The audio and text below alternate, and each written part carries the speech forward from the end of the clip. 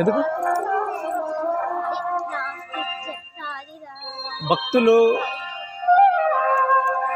రాళ్లతోటి పేర్చినటువంటి ప్రదేశము, తమ కోరికలను మొక్కుకొని ఇక్కడ రాళ్ళని ఒకటిపై ఒకటి పేర్చడం జరుగుతుంది.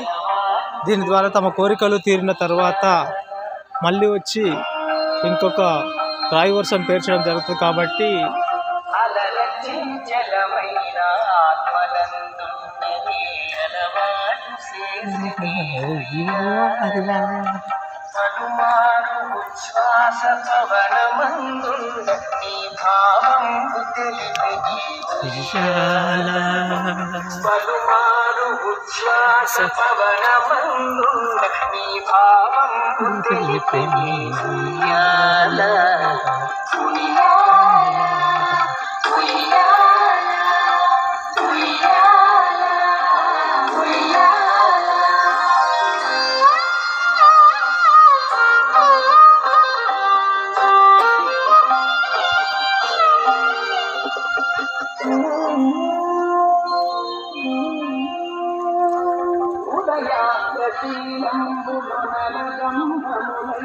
కొందరు అయితే ఇట్లా మొక్కులు తెప్పుతారు.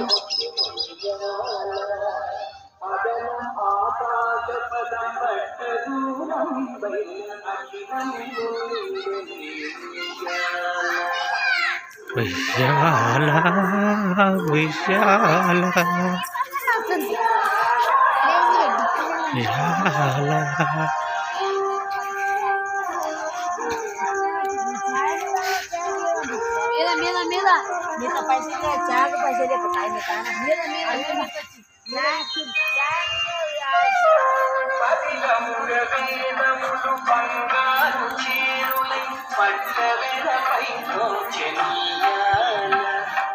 వదలగిటు కర్మదేవత పీఠమై విపుల వర్ణింపనరురాయ ఉయ్యాల ఉయ్యాల ఉయ్యాల ఉయ్యాల.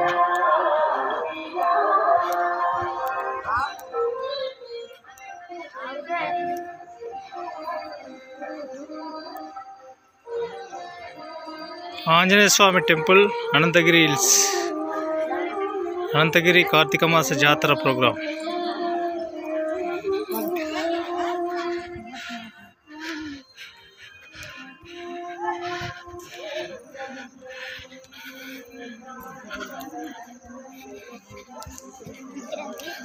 ఆ గుహాలయంకు ఏడుదండి రా.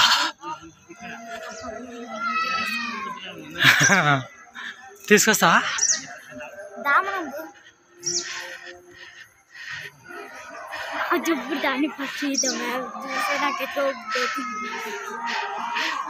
ఇది లక్కీ అని కుక్క,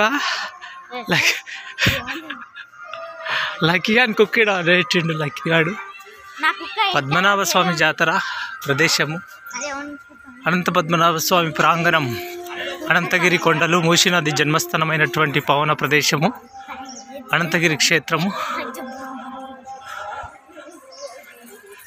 మార్కండేయ గుహ, మార్కండేయ గుహకు దారి ఇక్కడ నుంచి ఒక 15 అడుగుల దూరంలో ఉంటుంది మార్కండేయ గుహ. ఇది గుహాలయం. పూర్వము మునులు తపస్సు చేసినటువంటి గుహలు, అనంతగిరి కొండల్లో ఉన్నటువంటి గుహలు. ఈ గుహల్లో మునింద్రులు తపస్సు చేయడం అనేది జరిగింది. ఇక్కడ చాలా గుహలు ఉంటాయి. ఈ గుహలలో ఋషులు మునులు తపస్సు చేశారు పూర్వకాలంలో. ఇక్కడ అనంత పద్మనాభ స్వామికి కోడెలను మొక్కుకొని కోడెలను ఇవ్వడం జరిగింది.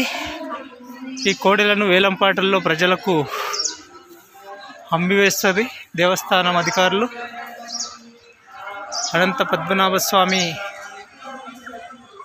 కోడెలను వదిలినటువంటి భక్తులు తమ కోడెలను ఇక్కడ దేవుని పేరు మీద కట్టేసి వెళ్ళడం జరుగుతుంది. ఈ కోడెలను వేలంపాట్లో అమ్మడం జరుగుతుంది. కాబట్టి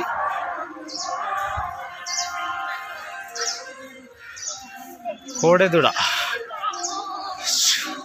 వావ్.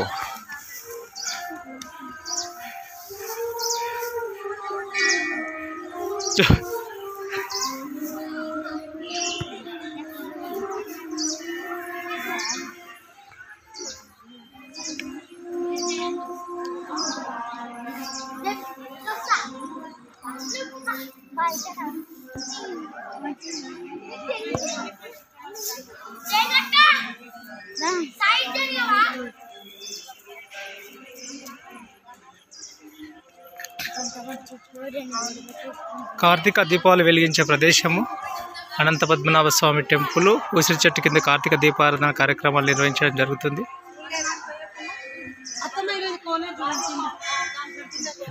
ఇక్కడ టెంపుల్కు దారి.